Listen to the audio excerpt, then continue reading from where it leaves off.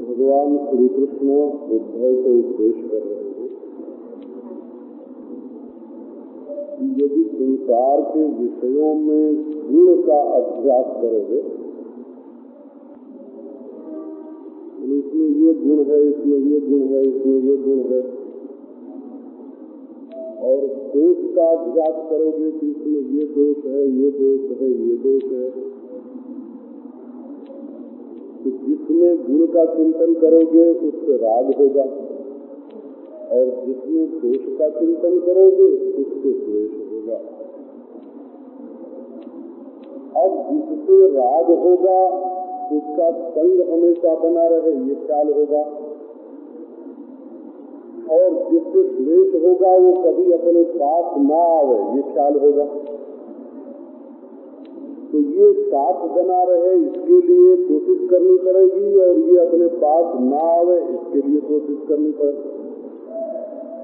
और कुछ छीना-झपटी दुनिया में होगी, जिसको तुम नहीं चाहते हो वो कोई तुम्हारे पास उसको कोई भेजेगा तो उससे लड़ाई होगी,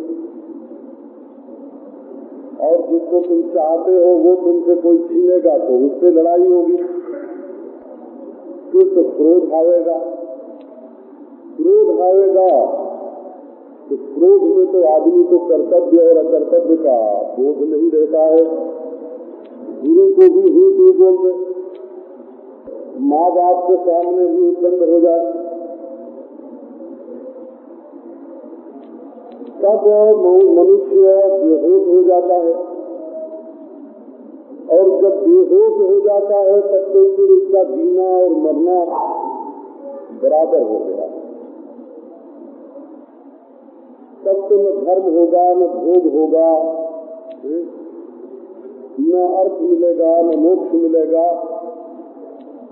इसलिए संसार में जिससे फंसना पड़े ऐसा राग द्वेष का काम नहीं करना चाहिए, और राग द्वेष होते ही है गुण चिंतन अथवा दुष्चिंतन से। इसलिए उधर से अपना मन हटा करके परमात्मा में लगाना चाहिए। ये बात भगवान ने उद्धव जी को बताई। अब देखो 22वें श्लोक से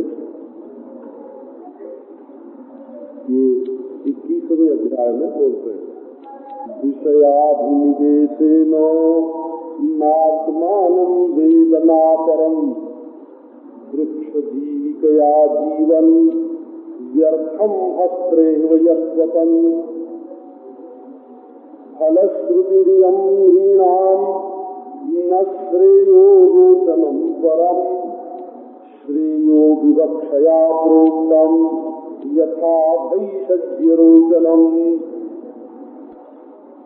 जब मनुष्य संसार के विषयों में अभिनिविष्ट हो जाता है,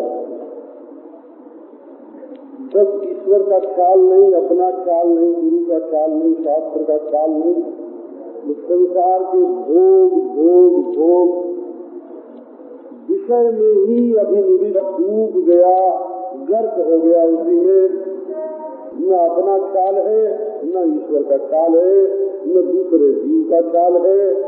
वृक्ष जीविकया जीवन, अरे वो तो जड़ हो गया भाई। एक फूट क्या हुआ, आदमी हुआ। बोले सांस तो चलती है ना, कि सांस तो चलती है, परंतु व्यर्थम भस्प्रेव यत्वतन, जैसे लोहार की खोखली में से हवा आती जाती है वैसे ही उसके शरीर में से हवा आती जाती है। जब कोई भूल गया परमात्मा, कोई भूल गया न अपने काम का रहा न पराये के काम का रहा, तो उस पत्थर के जीवन से फायदा ही क्या है। बोले भाई शास्त्र में भी तो ये बात कही गई वेद में, ये काम करो तो ये मिलेगा। बोले खूब यज्ञ जाग करो तो स्वर्ग में जाओगे, विमान पर चढ़ना मिलेगा, अप्सरा मिलेगी, अमृत का पान मिलेगा। वहाँ भी तो विषय भोग ही मिलता है और उसी के लिए तो शास्त्र में यज्ञ जाग आदि करने को कहा है। बोले नहीं, वेद का अभिप्राय ऐसा नहीं है। फलश्रुतिरियं नृणाम न श्रेयो रोचनम परम, ये जो फलश्रुति है कि ये काम करोगे तो ऐसा विषय सुख तुमको मिलेगा, वहाँ विषय सुख मिलेगा इसमें शास्त्र का अभिप्राय नहीं है, वही उसका परम फल नहीं है, बल्कि वो तो मनुष्य यज्ञ जागादि रूप श्रेष्ठ कर्म में लगे, उसकी रुचि पैदा करने के लिए ये बात कही जाती है। जैसे बच्चे से कह दिया पिब निम्बम प्रदास्यामी खलते खंड लड्डुकाम, बेटा तुम नीम पी लो थोड़ी सी तो तुमको लड्डू देंगे। तो क्या नीम पीने का फल लड्डू खाना है? तो नहीं, नीम पीने का फल शरीर में जो रोग है उस रोग का मुक्त करके, रोग को मिटा करके स्वास्थ्य लाभ कराना, ये कहने वाले का तात्पर्य है। केवल लड्डू खिलाने में तात्पर्य नहीं है। ऐसी यज्ञ जाग आदि करने से स्वर्ग मिलेगा, ये कहने का अभिप्राय ये नहीं है कि स्वर्ग ही मिलेगा केवल, बल्कि ये कहने का अभिप्राय है कि जब यज्ञ जाग आदि करोगे तो अंतःकरण की शुद्धि होगी और शुद्धि हो करके परमात्मा का ज्ञान होगा और तुम परमात्मा से एक हो जाओगे। ऐसा श्रेयो विवक्षया प्रोक्तम यथा भैषज्य रोचनम, प्राणियों का कल्याण करने के लिए, श्रेय की प्राप्ति के लिए नहीं, श्रेय की प्राप्ति के लिए, उनकी सच्ची भलाई के लिए ये बात कही गई है। जैसे दवा में रुचि पैदा की जाती है, सिखाते वर्धते वत्स गुरुजी श्रद्धया पिब, कब बेटा प्रेम से तुम एक गुरुजी का, गुरु बोलते हैं ना उसको, अमृत लता बोलते हैं, कड़वी कड़वी होती है, बुखार में उसकी सत्व देते हैं, ये गुरुजी का सत्व है। तो कड़वा कड़वा तो गुरुजी का काढ़ा बनाते हैं, तो पीने में कड़वा होता है। बोले बेटा पी लो तो तुम्हारी चोटी बढ़ जाएगी जल्दी से। तो अब चोटी बढ़ाने में तात्पर्य नहीं है, तात्पर्य तो यह है कि जब बच्चा पिएगा तो उसका दोष दूर होगा, बुखार दूर होगा। इसी प्रकार यज्ञ जाग आदि धर्मानुष्ठान करके मनुष्य अपने चरित्र को शुद्ध करे, अंतःकरण को शुद्ध करे, इसमें शास्त्र का तात्पर्य है। बोले भाई ऐसा तुम क्यों कहते हो? वेद में तो जहाँ कर्मकांड का प्रसंग है वहाँ मोक्ष का नाम ही नहीं है। कर्मकांडे मोक्षस्य नामापि न श्रूयते, कर्मकांड में तो मोक्ष का नाम भी सुनने को नहीं मिलता है। फिर तुम इसका ऐसा तात्पर्य कैसे बताते हो? तो वर्णन करते हैं कि वेद परम दयालु है। जैसे गुरु अपने शिष्य पर कृपा करता है, ईश्वर अपने भक्त पर कृपा करता है, वैसे वेद संपूर्ण जीवों पर कृपा करके उनके कल्याण का मार्ग बताता है। उत्पत्त्यैव हि कामेषु प्राणेषु स्वजनेषु च आसक्त मनको मर्त्या आत्मनो नर्थ हेतुषु नतान अभिदुष स्वार्थम तो वृजिनाध्वनि। कथम युञ्ज्यात् पुनस्तेषु तास्तमो विशतो विभः। तो भाई संसार के जो प्राणी हैं वो तो स्वभाव से ही, जन्म से ही, देखो कहाँ आ सकती है। बोले कि हमारे घर में मोटर हो गए, नन्हा का बच्चा जब खेलने लगता है तो कहता है हमको खेलने के लिए मोटर ही चाहिए, कामेशु भोग की वस्तु चाहिए, हमारे ऐसा घोड़ा चाहिए, ऐसा हाथी चाहिए, ऐसी मोटर चाहिए। प्राणेषु हमारी आयु लंबी हो, हमारी इंद्रियों में शक्ति हो, हमारा बल वीर्य बढ़े। स्वजनेषु च हमारे बेटा बेटी सगे संबंधी बहुत सारे हुए। मनुष्य की आसक्ति होती है, आसक्त मन को मर गया, खुद नहीं देखते कि हम मरने वाले हैं। तो ये हाथी घोड़े किस काम आवेंगे, ये महल मकान किस काम आवेंगे, ये बल वीर्य किस काम आवेगा, ये सगे संबंधी किस काम आवेंगे। स्वयं मर के मौत के फंदे में फंसे हुए हैं, लेकिन चाहते हैं सब जन्म से वही, और उन्हीं में फंस करके आत्मनो नर्थ हेतु ये जो शरीर से बाहर अपने जो कुछ लगे हैं और अपनी जो पूछ है और अपने जो रिश्तेदार नातेदार हैं, चीजें हैं, दुनिया की बहुत सारी चीजें हैं, उनमें स्वयं फंसे हुए हैं। अब देश और अनर्थ के हेतु में उनमें फंस जाने के कारण आत्मा भूल गया, परमात्मा भूल गया। ये आत्मा जो ब्रह्म ही है ना, ये जगत जगत जगत सच्चिदानंद नगर, उसको भूल गए बाबा जिनमें फंस करके। अब वेद भी उन्हीं में लोगों को लगावे तो वेद की जरूरत क्या थी, लोग तो उसमें खुद ही लगे हैं। पीछे हुए को क्या पीटना, मरे हुए को क्या मारना। जब लोग खुद ही जन्म से ही उसमें लग जाते हैं तो वेद उसके लिए विधान क्यों करे।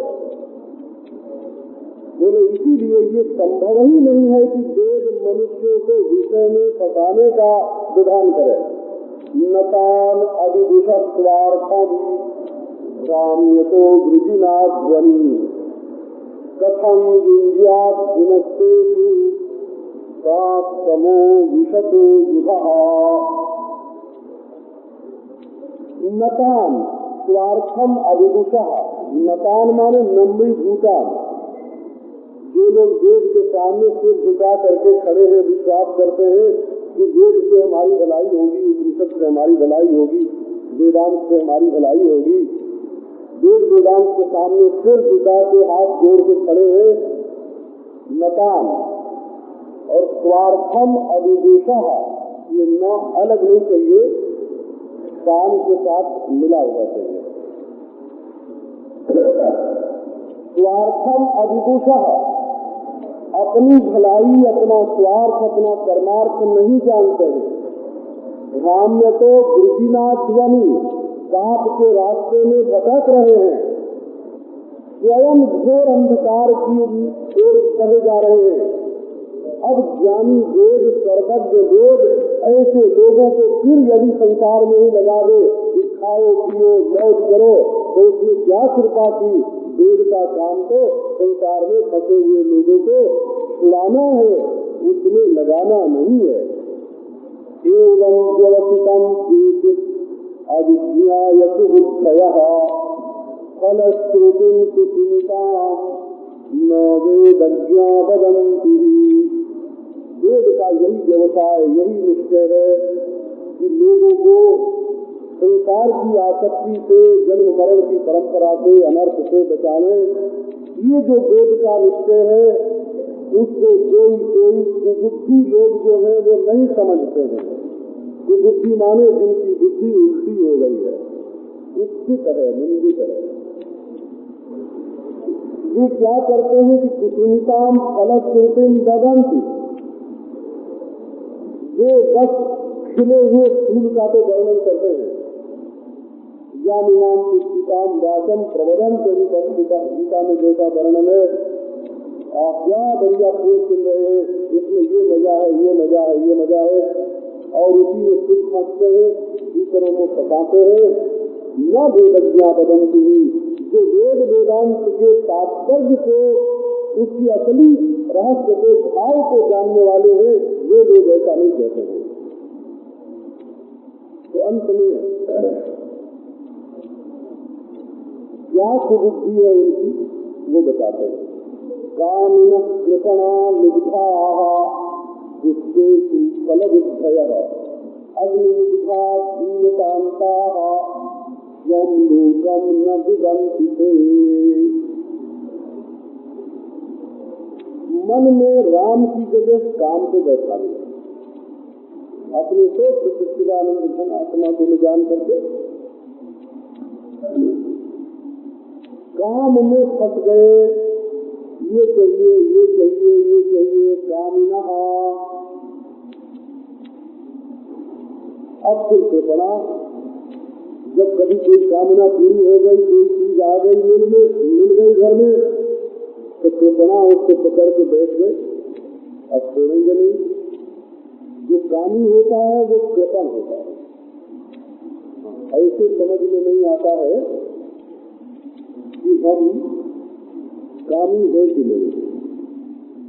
ये काम दो तरफ से जीवन में अपना रूप दिखाता है। एक तो जो चीज अपने पास नहीं है जो आवे, इसको तो सब लोग समझ जाते हैं कि ये काम है, लेकिन एक उसका दूसरा रूप और होता है।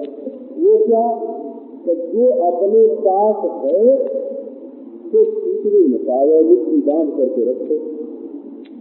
ये दोनों काम के रूप हैं। काम का मतलब स्त्री पुरुष का सहवास नहीं है, संसार की वस्तुओं को चाहना कि ये मिले, ये मिले, ये मिले। बोले महाराज हम तो कुछ नहीं चाहते हैं। अरे भाई, पहले लाख रुपए तो गद्दी के नीचे रख है ना, और उसके ऊपर बैठ के, और फिर दोनों हाथ दिखाते हैं खुला, महाराज हम कुछ नहीं चाहते।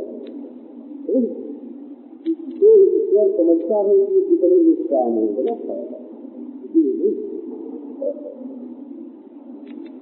तो कृपणा। और जो गद्दी के नीचे दबा है उसको छोड़ने में कृपण है। तो बोले कि आप बखाना तो नहीं चाहते हैं, तेरे सीताराम को लोग भी है जो है उसको तो छोड़ना नहीं चाहते और बढ़ाते जाते हैं। फल फूल को ही फल समझते हैं। आप देखो इसमें क्या बात है कि जितना धन है, जन है, संसार की जितनी वस्तुएं हैं, जो अपने को सुखी करने के लिए है कि नहीं, तो अपने को तो सुखी किया नहीं, अपने को तो दिन रात व्याकुल रखा और इकट्ठा किया करे। तो अब ये जो इकट्ठा होना है ये तो फूल है, और परमानंद स्वरूप परमात्मा को प्राप्त करना ये जो आखिरी चीज है वो फल था। तो फल तक तो पहुंचे नहीं, फूल में ही अटक गए। अग्निमुग्धा भूमिकांता स्वम लोकम न विदन्ति ते। है काय पर का आग पर अग्निमुग्धा। जैसे कर्मकांडी लोग होते हैं ना, होम करते हो ना, तो मुग्ध है।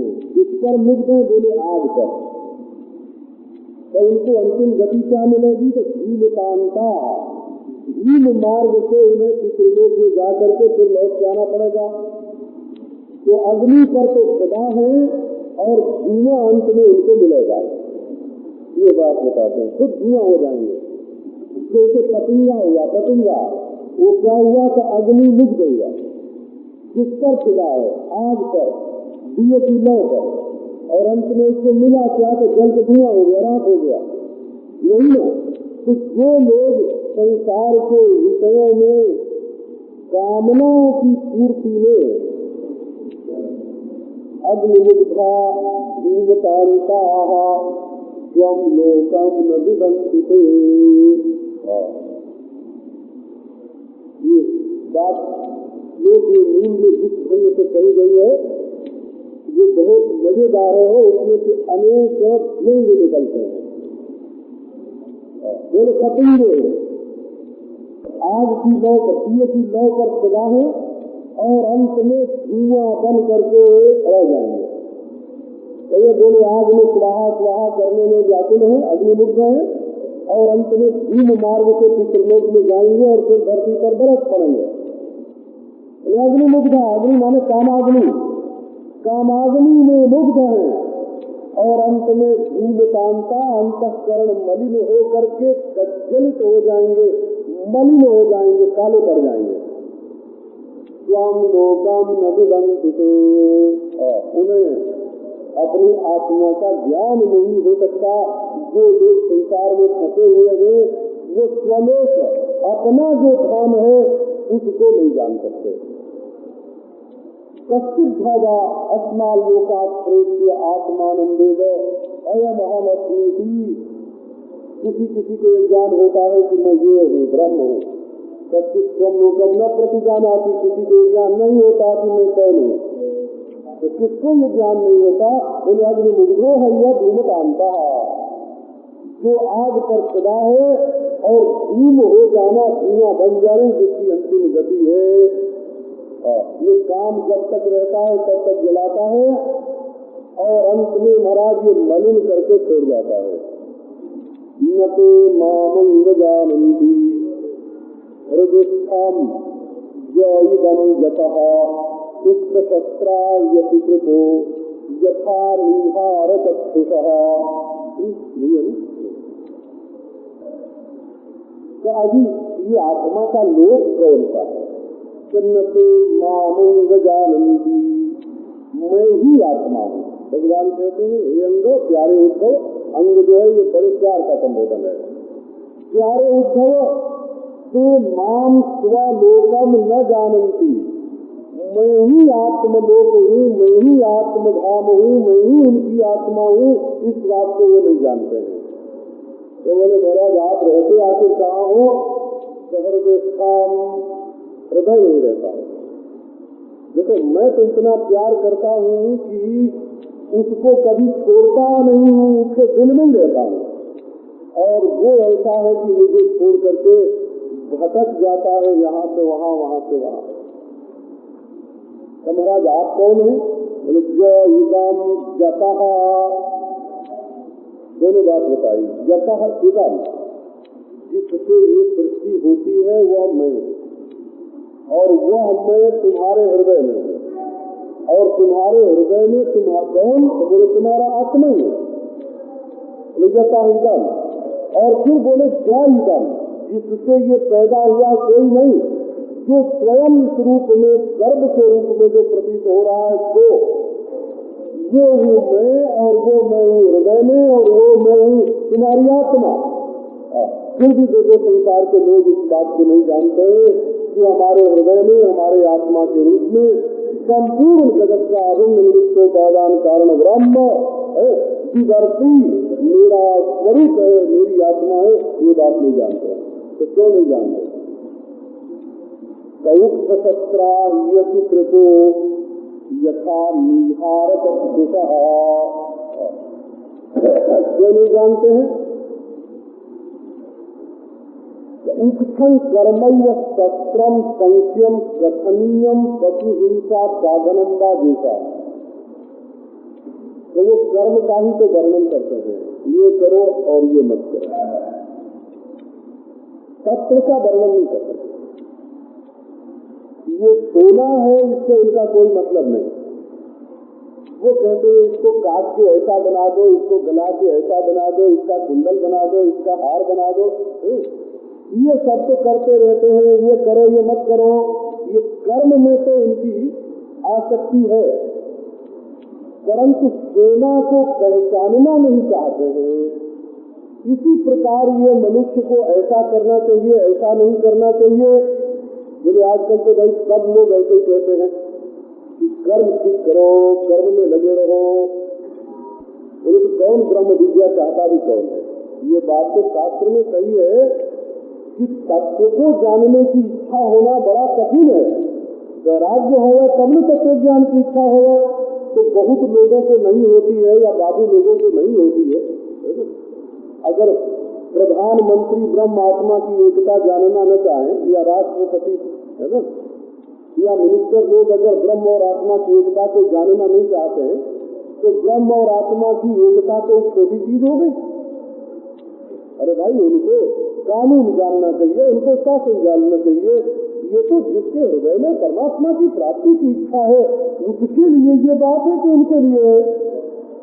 वो इस रास्ते में चलेंगे तब हम चलेंगे। कैसे धन्य हो महाराज, तो अभी तुम भी है ना, तुम भी चुनाव लड़ो अभी तो महामंग जानती शस्त्रा यथा निहार चक्षुषा। जो कर्म का शस्त्र पकड़े हुए हैं और कर्म के वर्णन में लगे हुए हैं और कर्म के द्वारा ही दूसरे को नीचा दिखाना चाहते हैं और अशुद्रता केवल इंद्रियों को तृप्त करना चाहते हैं, वे लोग इस हृदय में रहने वाले, सबके हृदय में रहने वाले परमात्मा को नहीं जानते हैं। क्यों? तो निहार चक्षुषा, उनकी आंख में कुहरा बचा हुआ है, कुहासा। जैसे जाड़े के दिनों में ऐसा कुहासा गिरता है कि सूर्य उदय होने पर भी पता नहीं चलता कि सूर्य उगा है। ऐसा कुहासा, ऐसा निहार उनकी आंखों में छाया हुआ है। इसीलिए वेदांत में एक मंत्र आता है वेद में, नतम विदाथो जो इमा जजानो अन्यद जुस्माकम अंतरम सम बबूगा।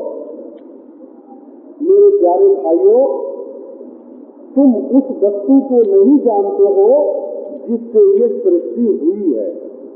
अन्यद जुस्माकम अंतरम बबूगा, तुम्हारे और उसके बीच में एक द्वैत का पर्दा पड़ गया है। निहारेण प्रावृता जलक्रिया जो अशुद्रता उत्थपातरंती। कुहासे में, अज्ञान के आवरण में तुम्हारी आंखों को ढक दिया है। तुम केवल जबानी जमा खर्चने लग गए हो, केवल इंद्रियों को तृप्त करने को ही सबसे बड़ी चीज समझते हो और केवल कर्म संबंधी विधान को ही जानते हो। इसलिए तुमको उस परमात्मा का पता नहीं है। जो मतम अभिज्ञायो परोक्षम विषयात्मका हिंसायाम यदि रागस्याद यज्ञ एवं न चोदना। ते मतम अभिज्ञायो परोक्षम, ते विषयात्मका। उनका सबसे प्यारा कौन है? ये जो संसारी लोग हैं वो सबसे ज्यादा प्रेम किससे करेंगे? देखो ना, पूछो अपने दिल में, संसारी लोग सबसे ज्यादा प्रेम करेंगे विषय से, किसी मन से, जिसके साथ पी जाए, जिसके साथ बंध जाए, जहाँ भोग की प्राप्ति हो वहाँ सबसे ज्यादा प्रेम। तो वे भगवान के अभिप्राय को नहीं समझते हैं। क्यों नहीं समझते हैं? तो भगवान भी जरा छिपा के बोलते हैं, परोक्षम। वही भगवान जब आप ही छिपा के बोलोगे, साफ साफ नहीं बोलोगे, तो संसारी लोगों का उद्धार कैसे होगा? बोले नहीं। जो वैराग्यवान है वे तो भगवान के अभिप्राय को समझ करके ब्रह्मज्ञानी हो जाए, और जो रागी लोग हैं वो संसार का काम ठीक ठीक करते रहे, तो अधिकारी ही समझ सके। इसके लिए वेद भी परोक्ष रूप से वर्णन करते हैं। इस बात को केवल अधिकारी ही समझ सके, सब लोग न समझ सके। यज्ञ में तो हिंसा का वर्णन है। यज्ञ में हिंसा तो अनेक प्रकार से होती है। तो देखो, तो लकड़ी काटोगे तो उसमें भी हिंसा होगी, अन्न को आग में डालोगे तो उसमें भी हिंसा होगी, तो घी भी नष्ट होता हुआ दिखेगा। बोले भाई, और पशु हिंसा होती थी पहले। बोले हिंसायाम क्यों वेद में क्यों ये बात कही गई? वेद ने हिंसा करने को कहा कि हिंसा को मना किया? बोले नहीं, वेद ने हिंसा को मना किया। ये कैसे समझे? तो हिंसायाम यदि रागस्यात्, यदि हिंसायाम रागस्यात् तर्हि यज्ञे एव, यदि हिंसा में तुम्हारा राग हो तो इतनी बड़ी तैयारी करके यज्ञ में ही हिंसा करना, ये तो हिंसा को रोकने का एक तरीका है, न चोदना विधान नहीं है, आवश्यक नहीं है कि सब यज्ञ करें और उसमें हिंसा करें, बल्कि जो हिंसा में राग करने वाले लोग हैं उनकी प्रवृत्ति रोकने के लिए एक परिसंख्या गिनती कर दी। हिंसायाम यदि रागस्यात् यज्ञ एवं चोदना, हिंसा विहारा यालभैः पशुभिः स्वसुषेच्छया यजन्ते देवता यज्ञैः पितॄन् खला। स्वप्नोपममं लोकम् असंतं श्रवण प्रियम् आशिषो हृदि संकल्प्य त्यजन्त्यर्थान् यथा वणिको। अज्ञानी होने के कारण वो दूसरे को कष्ट पहुंचाने में अपना खेल समझते हैं, हिंसा के साथ विहार करते हैं। आलभई पशुभिः स्वसुखेच्छया, पशुओं को मार करके, बेवकूफों को सता करके वो स्वयं सुखी होने की इच्छा करते हैं। वे यज्ञों के द्वारा देवता, पितर, भूतपति इनका यजन करते हैं। असल में उनके हृदय में हिंसा की प्रीति है। बोले भाई स्वर्ग तो चाहते हैं, बोले अति मंद बुद्धि, अत्यंत मंद बुद्धि वाले वे हैं। स्वर्ग पर भी अच्छा एक बढ़िया कुल्हाड़ा है वो। स्वप्नोपममं लोकम् असंतं श्रवण प्रियम् आशिषो हृदि संकल्प्य त्यजन्त्यर्थान् यथा वणिको। जैसे बनिया वणिक व्यापारी जब देखता है कि यहाँ 10 रुपया लगाएंगे तो 100 रुपए की आमदनी होगी और 10 रुपया लगाएंगे तो 1000 रुपए का माल मिल जाएगा, ऐसे तो 10 रुपया निकाल के फेंकने में उसको कोई संकोच ही नहीं होता, जाट निकाल के फेंक दिया। वैसे ही महाराज जब ये लोग सुनते हैं कि यहाँ हम 100, 200, 500, 1000, 10,000 रुपया खर्च करेंगे तो स्वर्ग में ऐसा विमान मिलेगा जो अरबों रुपए में भी नहीं मिल सकता, ऐसी अप्सरा मिलेगी, ऐसा भोग मिलेगा। सोचते भाई सौदा तो है ना, सौदा तो बढ़िया है, यहाँ खर्च कम करेंगे और वहाँ मिलेगा ज्यादा। वो समझते हैं कि देवताओं के हिसाब किताब कुछ नहीं आता है ना। यहाँ मनुष्यों को तो थोड़े में बहुत लेने के लिए ठगते ही है, हम देवताओं को भी ठग लेंगे, नहीं काम चलता है। पहले तो बताते हैं स्वप्नोपममं लोकम् असंतं श्रवण प्रियम। परलोक कैसा है, स्वर्ग लोक कैसा है, तो स्वप्नोपम है, स्वप्न के समान है, माने वहाँ वासनात्मक, वो सारा ही वासनात्मक है। क्योंकि स्वर्ग जो है वो इस माटी से, इस पानी से, इस आग से नहीं बनता है, वो तो स्थूल द्रव्य से, स्थूल तत्वों से स्वर्ग, स्थूल उपादानों से स्वर्ग नहीं बनता है। बोला काय से बनता है? तो जिन उपादानों से सपना बनता है उन्हीं उपादानों से, उन्हीं मसालों से, मन सूक्ष्म शरीर से होता है ना। अब समझो यहाँ आप रुपए का आम खरीदो और मौज से खाओ और सपने में आपको खूब बढ़िया आम खाने को मिले, तो सपने के आम में और स्थूल आम में क्या फर्क होगा? सपने में जो आम मिला वो वासनात्मक भोग प्राप्त हुआ, वो जागृत होने पर बाधित हो जाता है। तो जब गए तब क्या था, वहाँ आम मिला था, वहाँ आम खाया था या नहीं, कुछ नहीं। इसी प्रकार जो परलोक है वो कैसा, कि स्वप्न के समान है, अर्थात ब्रह्म ज्ञान होने पर वो भी बाधित हो जाता है। ब्रह्म ज्ञान के पहले नहीं हो, ब्रह्म ज्ञान के पहले बाधित नहीं होता है, ब्रह्म ज्ञान होने पर जैसे जागृत अवस्था आने पर स्वप्न के भोग बाधित हो जाते हैं, ऐसे ब्रह्म ज्ञान होने पर स्वर्ग बाधित हो जाता है। ये नहीं कि जागने पर स्वर्ग बाधित हो जाता है, ऐसा नहीं। असंतम श्रवण प्रियम, असंतम माने वो भी सद्वस्तु नहीं है, क्योंकि ज्ञान से बाधित होता है। श्रवण प्रियम, सुनने में बड़ा प्यारा लगता है, उसी की आशा हृदय में, उसी की इच्छा हृदय में संकल्प करके लोग गनिये के तरह धन का परित्याग करते हैं। रजस्तत्वतमो निष्ठा, रजस्तत्वतमो दिशा, उपासते इंद्रमुख्यान देवादीन न तैरनाम।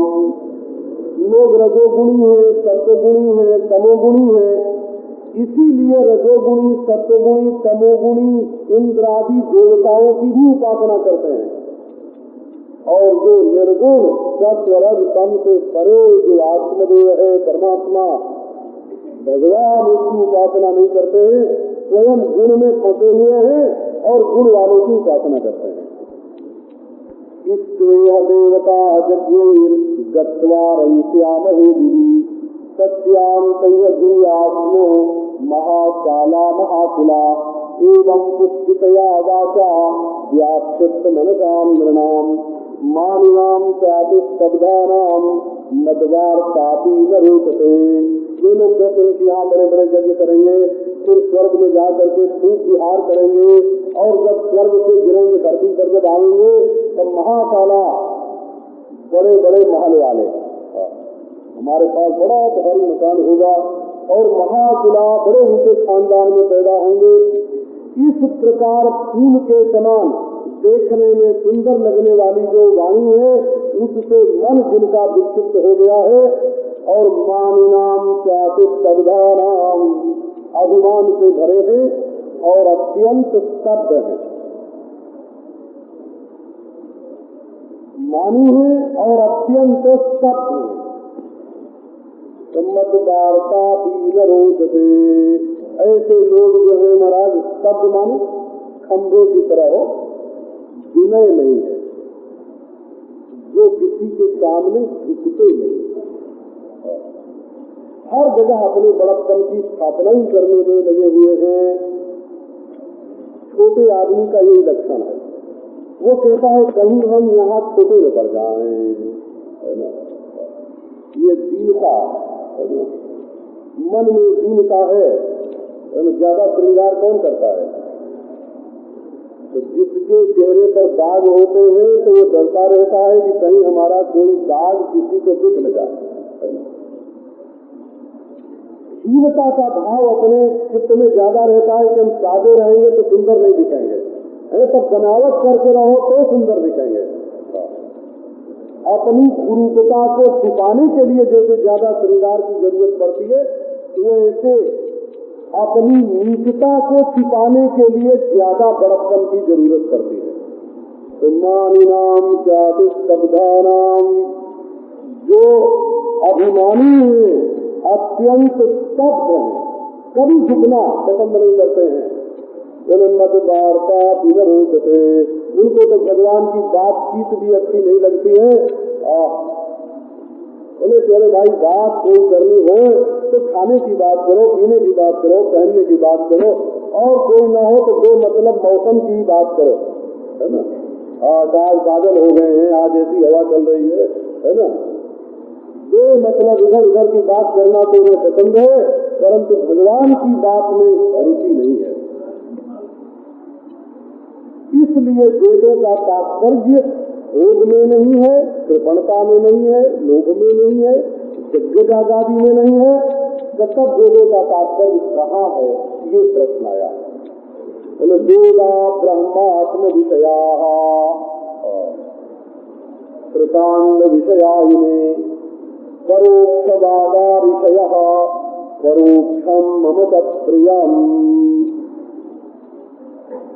संपूर्ण वेदों का तात्पर्य इस विषय में है, चाहे वो कर्मकांड हो, चाहे ब्रह्मकांड हो, चाहे देवता कांड हो। वेद में 3 कांड हैं, एक कर्म कांड है, एक ब्रह्म कांड है और एक देवता कांड है।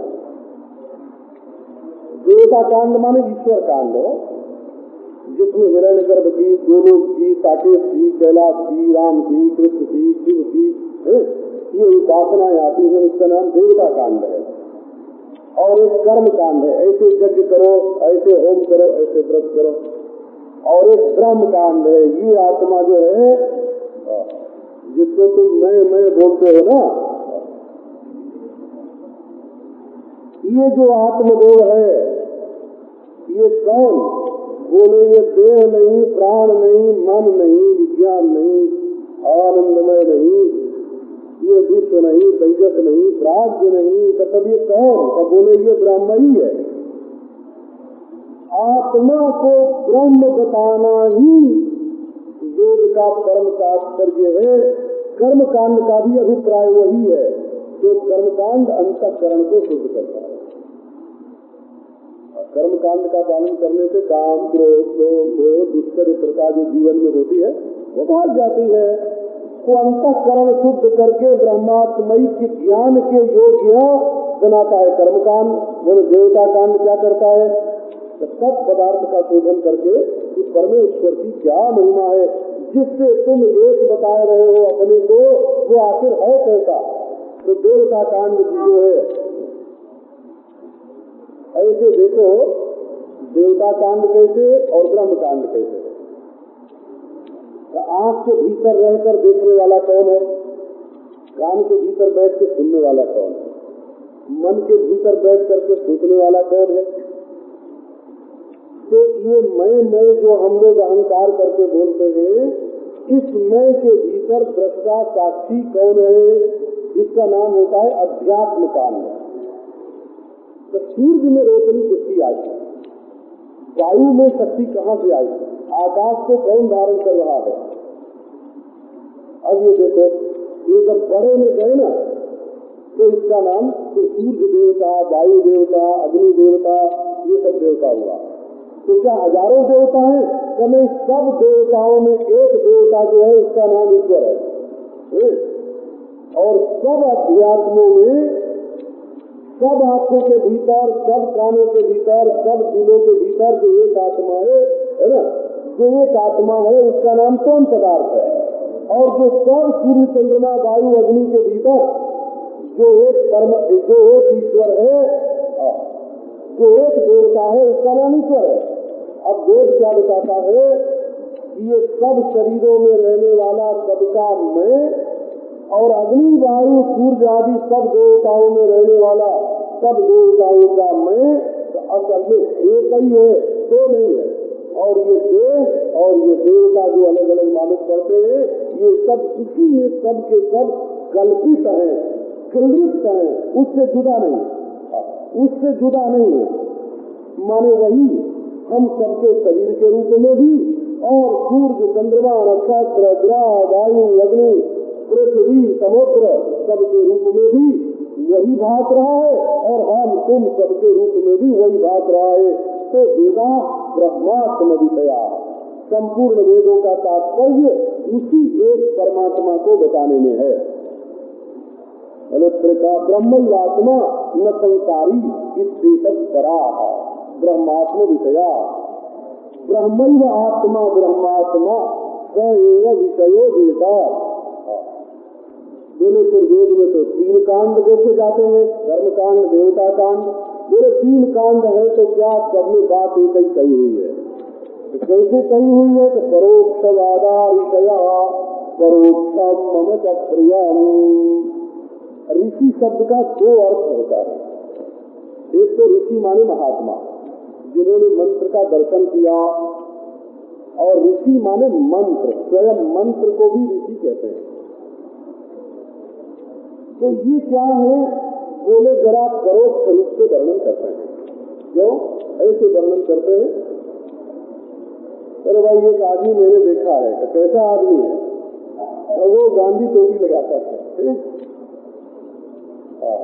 एक आदमी मैंने देखा है। कैसा? कहो कुर्ता पहनता है। कहो कैसा है? कहो गोरा गोरा है। कहा उसकी उम्र कितनी? तो 50-55 बरस की है। अरे कहाँ देखा है? क्या यही देखा है?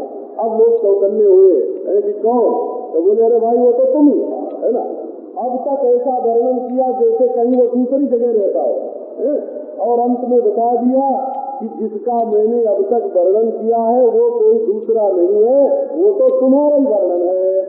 तो परोक्ष दादा ऋषया मंत्रों को और ऋषियों को इस ढंग से वर्णन करने में बड़ा मजा आता है कि पहले सुनने वाले को चौंका दे, है ना। पूरे जाने किसका वर्णन करते हैं, ब्रह्म कैसा है, अस्थि रूप है, भावी रूप है, प्रिय रूप है, सर्वाधिष्ठान है, स्वयं एक है, अद्वितीय है। अरे भाई वो है कौन? का तुम ही हो, है ना। पहले मालूम हुआ कि किसी दूसरे का नाम ले रहे हैं, वर्णन कर रहे हैं, और अंत में कह दिया कि वो तो तुम ही हो। परोक्षम मम तत्प्रियम, भगवान कहते इस तरह से बोलना मुझे भी बड़ा प्यारा लगता है। तो इस तरह बोलने में परोक्षम मम तत्प्रियम। चलो असल में ये ब्रह्म ज्ञान बिना अंतःकरण शुद्ध हुए होता नहीं है। अनधिकारी लोग इसका दुरुपयोग करते हैं। वैसे तो सब भोग करेंगे, सब कर्म करेंगे, सब संग्रह करेंगे, और जब कोई कहेगा कि क्यों करते हो, बोले हम तो असंग हैं ब्रह्म, तो अपनी अशुद्धि को ब्रह्म के सिर मार देते हैं। तो ऐसी अनधिकारी लोगों को भी तत्व ज्ञान नहीं होवे, इसके लिए और व्यर्थ में कर्म छोड़ करके और जहाँ के तहाँ न पड़े रहें और ज्यादा न गिर जाएं, इसके लिए ये बात इस ढंग से कही जाती है। असल में अपने अज्ञात आत्मा का नाम ही परमात्मा है। जब जान लेते हैं अपने आत्मा को तो आत्मा ही परमात्मा है, और जब तक अपने आत्मा को नहीं जानते हैं तभी तक उसका पराया करके वर्णन करते हैं।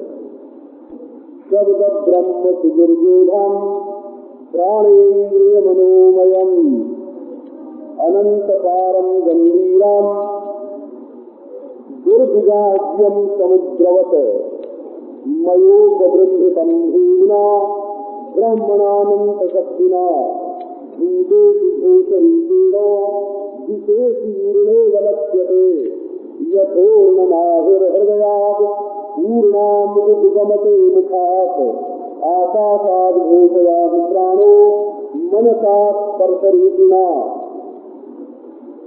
अब वेद की बात थोड़ी कहते हैं। शब्द ब्रह्म, पहले ये बात कहते हैं कि शब्द ब्रह्म माने वेद। तो क्या वेद के बड़े बड़े पंडित है, जैमिनी है, गौतम है, कणाद है, बड़े बड़े वेद के पंडित हुए, तो वो क्यों नहीं कहते कि सारे वेदों का तात्पर्य केवल ब्रह्म और आत्मा की एकता के ज्ञान में है? तो महाराज ये श्री कृष्ण भगवान जो है ना बड़े विचित्र है। वो बोले कि मैं जैसा वेद का तात्पर्य जानता हूँ वो ऐसा जैमिनी वैमिनी तो नहीं मालूम है, बोला ऐसे बोलते हैं वो।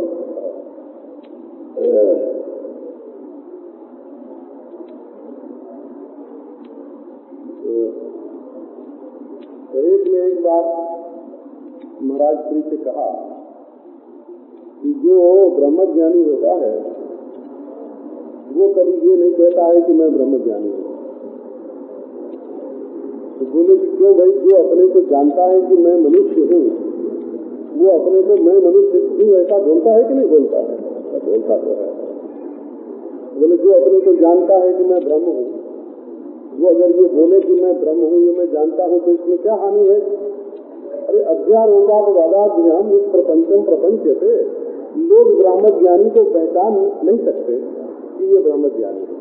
तो यदि लोगों पर कृपा करके और अपनी पहचान बता दे कि देखो भाई मैं ब्रह्मज्ञानी हूँ और मुझसे तुम ब्रह्मज्ञान सीख लो, तो उसमें क्या अन्याय किया? वो तो कृपा ही की ना कि तुम तो पहचान नहीं सकते। ब्रह्म माने वो चीज जिसमें द्वैत नहीं है, अद्वितीय होता है।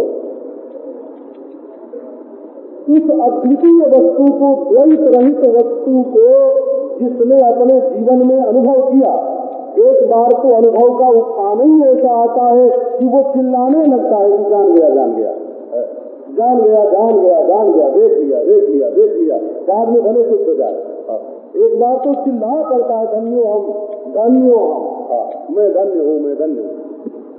तो ये श्री कृष्ण भगवान कहते हैं मैं जो वेद का अभिप्राय जानता हूँ वैसा वेदज्ञ वेद वेदांत का अभिप्राय जानने वाला दूसरा कोई नहीं।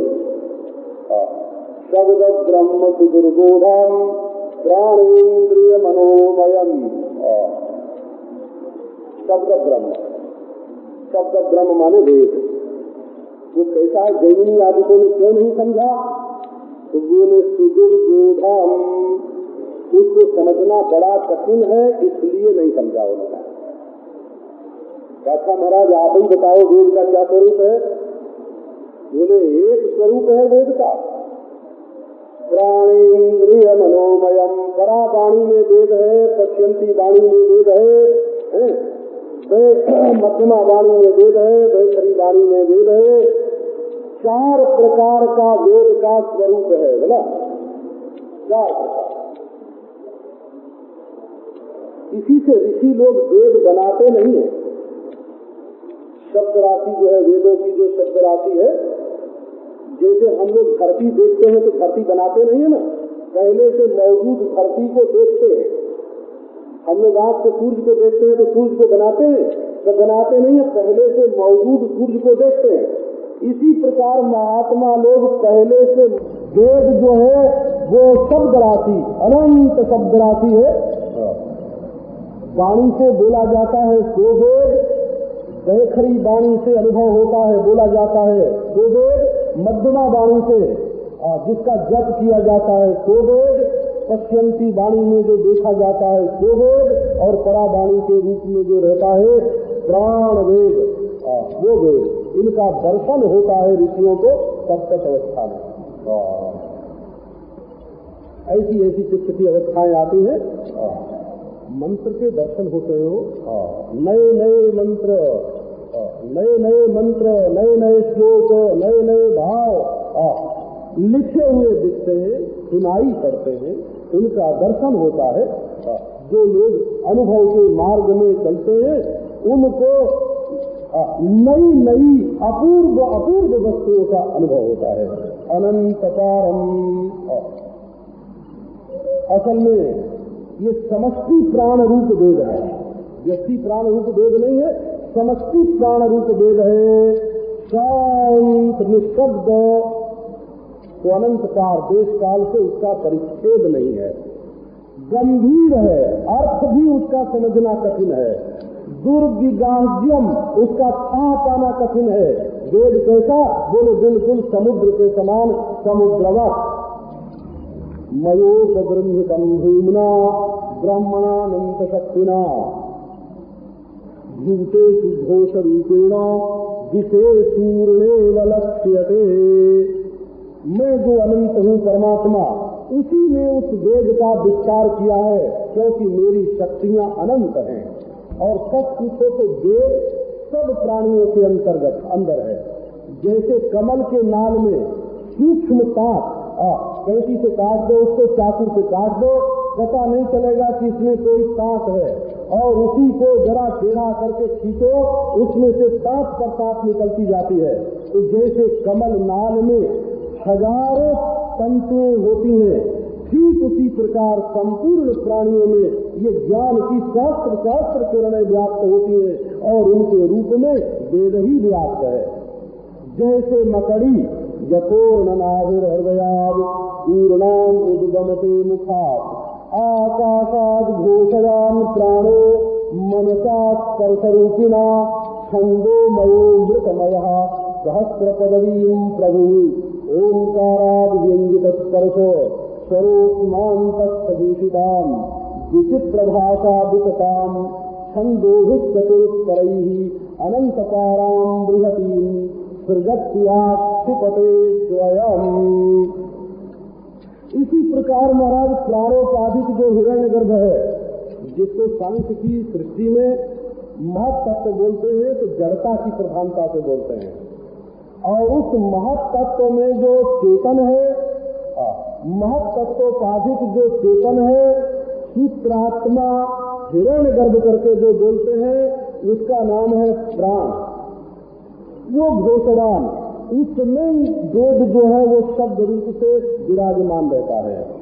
और जैसे मकड़ी अपने, जैसे मकड़ी जिसके नाभि में बहुत सा जाला छिपा हुआ है, अपने हृदय से निकाल करके मुख के दरवाजे से बहुत सारा सूतों का जाल बना देती है, इसी प्रकार वही जो हिरण्यगर्भ है, समस्त प्राणोपाधिक हिरण्यगर्भ, शब्द जिसका शरीर है, वो अपने हृदयाकाश से स्पर्श रूपी, स्पर्श निरूपक मन के द्वारा वेदों को प्रकट करता है। वो हिरण्यगर्भ कहता है छंदोमय है, अमृतमय है। वो वेदमय है, वेद ही उसका स्वरूप है और वो हमेशा रहने वाला है और प्रभु है, समर्थ है, और वही सहस्त्र सहस्त्र रूपों वाले वेद को प्रकट करता है। उसी में सूक्ष्म ओंकार से स्पर्श, स्वर, उष्मा और अंतस्थ, इन 4 प्रकार के अक्षरों से भूषित वाणी की व्यंजना होती है। ये क, च, क, क, ये जो 5 वर्ग हैं, 25 अक्षर, क, ख, ग, घ, ङ, च, छ, ज, झ, ञ, इनको स्पर्श बोलते हैं। वो क से लेकर के प तक के जो 5 वर्ग हैं, 25 अक्षर, इनको स्पर्श बोलते हैं। और अ से लेकर के अ तक ये 16 स्वर बोले जाते हैं। और स, ख, स, ह, ये जो 4 अक्षर हैं, इनको ऊष्मा बोलते हैं। और य, र, ल, व, इन 4 अक्षरों को अंतस्थ बोलते हैं। आप देखो ना, य, र, ल, व बोल करके देखो, य, र, ल, व, है ना, ये चारों अक्षर भीतर बोले जाते हैं, अंतस्थ होते हैं, ये मुंह के भीतर ही बोलते हैं। देखो ज बोलोगे तो होठ पर असर पड़ेगा कि नहीं, ज, और वह बोलो, वो होठ से नहीं बोला जाता, वो भीतर से बोला जाता है। तो ये अक्षरों के बोलने में फर्क होता है। तो ये जो 49 अक्षर हैं, 25 स्पर्श और 16 स्वर और 4 ऊष्मा और 4 अंतस्थ, ये जो 49 अक्षर है, इन्हीं 49 अक्षरों से सारे के सारे वेद बनते हैं। विचित्र भाषा विकताम, विचित्र भाषा में इनका विस्तार है। छंदोभिः चतुरुत्तरैः, और ऐसे ऐसे छंद है महाराज, क्या विलक्षण गायत्री छंद है 24 अक्षरों का। तत्सवितुर्वरेण्यम भर्गो देवस्य, ये 24 अक्षर का है। अब इसके बाद 4 अक्षर और बढ़ाओ, फिर 4 अक्षर और बढ़ाओ, 28 अक्षर का, 32 अक्षर का, 36 अक्षर का, ऐसे छंद जो है वो बढ़ते जाते हैं। और इनका पार नहीं है। स्वयं वही हिरण्यगर्भ परब्रह्म परमात्मा जो हिरण्यगर्भ जो है, वो अपने मुखारविंद से इनको प्रकट करता है और फिर इनको समेट भी लेता है। वो छंद जो बढ़ते हैं, इनमें से कुछ का नाम बताते हैं। गायत्री गनुष्टुच्च विहति पंक्तिरेव त्रिष्टुप जगत के छंदो यति जगत विराट। 24 अक्षर की गायत्री, फिर 4 अक्षर और बढ़ा दो तो इसमें 4 अक्षर और बढ़ा दो तो अनिश्चित 32 अक्षर का, फिर 4 अक्षर और बढ़ाओ तो ज्योति, 4 अक्षर और बढ़ाओ तो पंक्ति, फिर 4 अक्षर और बढ़ाओ त्रिष्टुप, फिर जगती, फिर अतिछंद, फिर अत्यस्ति, फिर अति जगत और फिर विराट। ऐसे अनेक छंद वेद में बनते हैं इन्हीं अक्षरों के द्वारा। अब भगवान मूल बात है, फिर आगे वेदों का विस्तार बताया करते हैं। मनुष्य विकल्प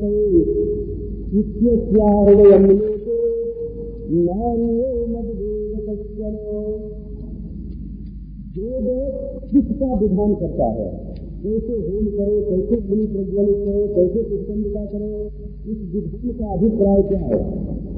और बिना सकते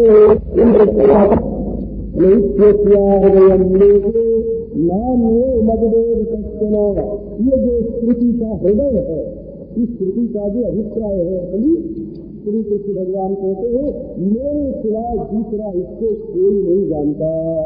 नान्यो मदवेद कश्चन, केवल मैं जानता हूँ कि संपूर्ण वेद वेदांत का अभिप्राय क्या है। उद्धव जी ने तो महाराज हाथ जोड़ के सिर झुका लिया, बोले कृपालु बस जब तुम्हारे सिवाय और कोई नहीं जानता तो तुम आज मिल गए हो अकेले में, और हमको बस सारे वेद वेदांत का अभिप्राय आज बता ही दो। तन्नाम विभक्ते विभक्ते नाम विकल्प्या पूज्यते त्वहम् एतावान् सर्ववेदार्थः शब्द आस्थायमां वेदाम् मायामात्रम् अनुद्यांते प्रतिसिद्धिय प्रसीदति। बोले अरे उद्धव, रहस्य की बात बताओ। वो जो यज्ञ में आग है, देवी है, साकल्य है, वो जो कुशकंडिका है, होम है, प्रणिका है, प्रोक्षणी है, श्रुत है, क्रिया है, ब्राह्मण है, मंत्र है, उनका जो विधान है ना, वो सब नहीं है, मेरे खिलाफ दूसरा कोई नहीं होगा, मेरा ही विधान है। अभिभक्ते नाम, ये इंद्र, अग्नि, मित्र, भग, ये जो देवताओं के नाम है ना, बोले बस दूसरा कुछ नहीं समझना। नाम अभिभक्ते, सब नाम मेरा ही नाम है और सब विधान मेरा ही विधान है। और विकल्प्या पूज्यते, तो हम ये जो बताया कि आत्मा से आकाश की उत्पत्ति हुई और आकाश से वायु की, वायु से अग्नि की, और फिर बताया कि अग्नि वायु में मिल गया और वायु आकाश में मिल गया और आकाश आत्मा में मिल गया। बोले ये सब आकाश, वायु, अग्नि, जल, पृथ्वी आदि कुछ नहीं मैं ही। तो बोले महाराज जिसमें मिल गए से कौन का, ये भी मैं ही है ना। एतावान् सर्ववेदार्थः, सारे वेदों का तात्पर्य यही है कि मुझ अद्वितीय परमात्मा के सिवाय दूसरी कोई वस्तु नहीं है। शब्द आस्थायमां वेदाम् मायामात्रम् अनुद्य, शब्द जो है वो मेरा ही आश्रय लेकर के मुझ में ही बोलता है और फिर भेद को कहता है माया मात्र। इंद्र माया पूर्वी चाहिए तो ये जितना भेद दिखाई पड़ रहा है, मैं, तू, यह, तेरा, मेरा, सब, बोले ये तो जादू का खेल है, माया मात्र है।